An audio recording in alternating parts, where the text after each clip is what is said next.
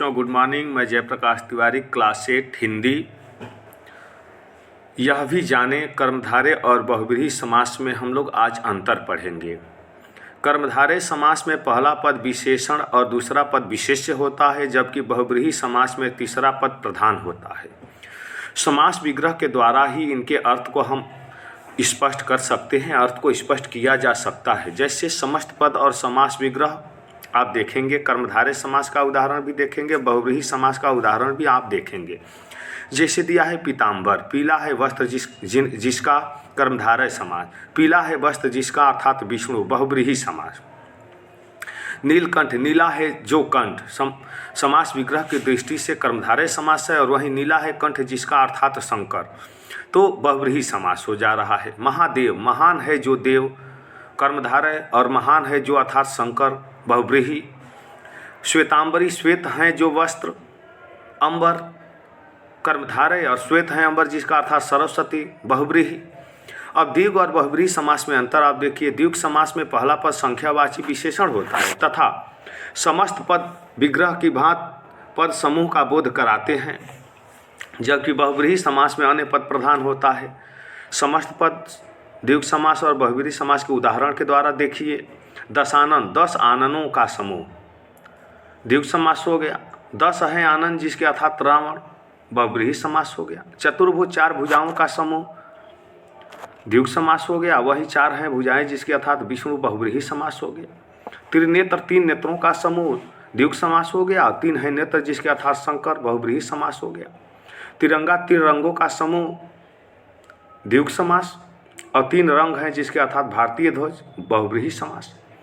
अब यह भी जानें तत्पुरुष समास। इस समास में उत्तर पद प्रधान होता है। इनमें 2 पदों के मध्य में से कारक चिन्ह का की के लिए शेषी में पर का लोप हो जाता है। जैसे पुस्तकालय, पुस्तक के लिए आलय। द्वंद्व समास, जहाँ पूर्व पद और उत्तर पद दोनों एक दूसरे के विपरीत हों वहाँ द्वंद्व समास होता है। इसमें दोनों पद प्रधान होता है। इसमें योजक शब्द और अथवा का लोप होता है। जैसे उल्टा सीधा, उल्टा और सीधा। उसके बाद हम लोग पढ़ेंगे द्विग समास। जिन समस्त पदों में पूर्व पद संख्यावाची विशेषण हो और समस्त पद समूह का बोध कराए वहाँ द्विग समास होता है। जैसे पंच तत्व, 5 तत्वों का समूह। आओ करें 4 और आओ करें 5, दोनों आप स्वयं करेंगे बताए गए उदाहरणों के अनुसार। भाषा की पहचान, मुहावरे और लोकोक्तियों के बारे में हम लोग जानें। सामान्यतः मुहावरों और लोकोक्तियों को एक समान माना जाता है, लेकिन इसमें अंतर होता है। आइए इनके अंतर को समझते हुए उन्हें विस्तार से जानें। मुहावरे किसे कहते हैं और लोकोक्तियाँ किसे कहते हैं, एक बार जानें। मुहावरे वाक्यांश होते हैं, जबकि लोकोक्तियाँ अपने आप में पूर्ण वाक्य होती हैं। वाक्यांश होने के कारण मुहावरों का प्रयोग स्वतंत्र रूप से न होकर वाक्य के अंतर्गत होता है, लेकिन लोकोक्तियाँ पूर्ण वाक्य के रूप में होने के कारण लोकोक्तियों का स्वतंत्र प्रयोग संभव है। मुहावरे का वाक्यों में प्रयोग लिंग, वचन, काल आदि के अनुसार होता है, जबकि लोकोक्तियों का वाक्यों में प्रयोग करते समय उसके रूप में कोई परिवर्तन नहीं होता। मुहावरे प्रायः लक्षणा शब्द शक्ति से संबंधित होते हैं, जबकि लोकोक्तियाँ प्रायः व्यंजना शब्द शक्ति से संबंधित होती हैं।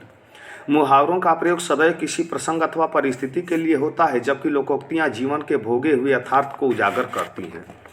मुहावरे किसी क्रिया को पूर्ण करने का काम करते हैं, तो लोकोक्तियों का प्रयोग किसी कथन को स्पष्ट करने के लिए भी होता है।